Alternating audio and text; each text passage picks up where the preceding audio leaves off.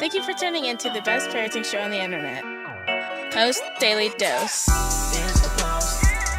It's the Post. It's the Post. The Post Daily Dose. It's the Post. It's the Post. It's the Post. The Post Daily Dose. It's the Post.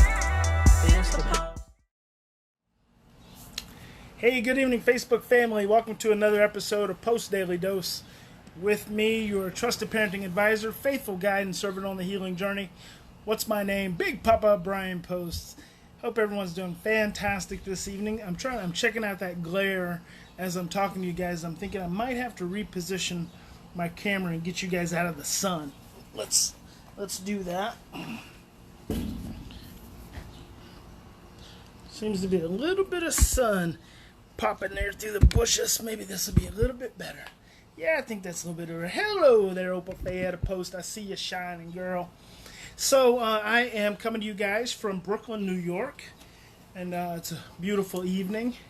And so just wanted to pop out here real quick and visit with you guys. It's interesting when I get a chance to travel around the country and work with families on their various challenges and struggles, the things that make me that I start thinking about. And so far today, it's like the resonating story is how deep do your challenges go? And it's almost, for me, it's how deep do the lessons go? And in this couple of situations just today that I've been encountering, those lessons go all the way back to in utero. And I've talked many times about birth imprints, but I was just having a conversation with a mom, and one of the things she's inclined to do is to want to beat up on herself for having not being able to do something a certain way at some point when she had her child. And the reflection back to her was, how would you have known anything different? We all do what we were taught to do. And I call that your parenting blueprints. We all have parenting blueprints. And those blueprints, I was afraid that there might be mosquitoes out here. You guys know I'm mosquito phobic. Those blueprints, they're like the foundation of our family. And so they inform us at every possible level. And so how you have been showing up in the life of your child, and maybe that's been for years, a period of years, is not something that you should shame yourself about or be guilty about, because it's all that you have known to do up until this time. And even more than that, what's important is that now you are in a place to start to think about those blueprints in a different way, and start to think about how that foundation, that emotional foundation of who you are, shows up in your day-to-day, moment-to-moment relationships with your child, where you may not have had an opportunity to think about that before. And so those blueprints run way deep, and they inform everything that we do as parents in our relationships with our children. And so it's not something that you need to beat yourself up about or feel guilty about, but rather something you should become more aware of. And that's something we did a lot in the Parenting Matrix program. You guys can't see this dog right down here, right below me.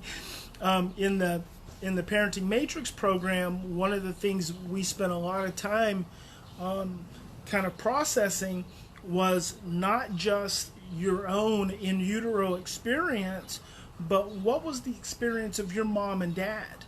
Like, what was their experience? And then even further than that, what was the experience of your grandmother and your grandfather? How far can you go back that you can honor the experiences that they had and that they carried forward, that influenced your DNA and influenced your own genetic structures and created those blueprints for yourself, how far can you go back and honor it and just look at those experiences as a way of thinking, how do those experiences inform who I am today?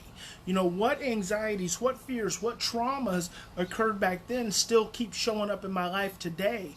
And how can I become more aware of those so that I am not allowing those imprints and those stories and those messages to layer on top of my child? See, this is where we get to many of the conflicts we have in creating healing with traumatized children is that they show up in our lives with their trauma. See, they're carrying their story, they're carrying their experiences.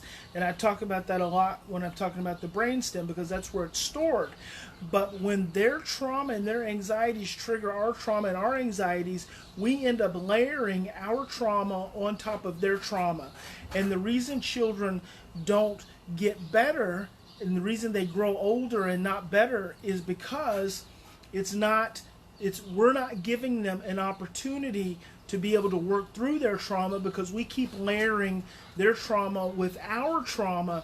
And as that's happening, they don't even get an opportunity to work through their own process, and without also having to experience our process. And so a lot of times when I'm doing coaching work with a family for a day, a lot of what I end up doing is helping parents become more aware of what some of those blueprints are and those anxiety patterns are that start showing up in their relationships with their children that are preventing them from even being able to move into a healing dynamic, to begin to give the child an opportunity to work through some of the challenges that they've been experiencing. So it's just an opportunity that I get to have, traveling and spending time with families to kind of bring points of reflection back to you guys. And hopefully, it just gives you a little bit of additional insight.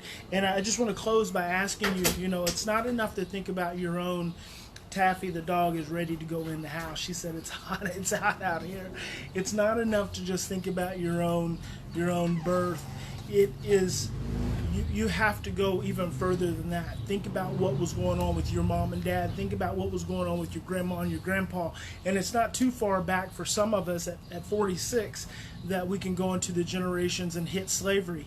And your willingness and ability to just kind of become more mindful, more conscious of those imprints becomes critical, because many of those things still will influence you to this day, and it's all very unconscious. So hope that's helpful. Remember, in any given situation, we always have two choices.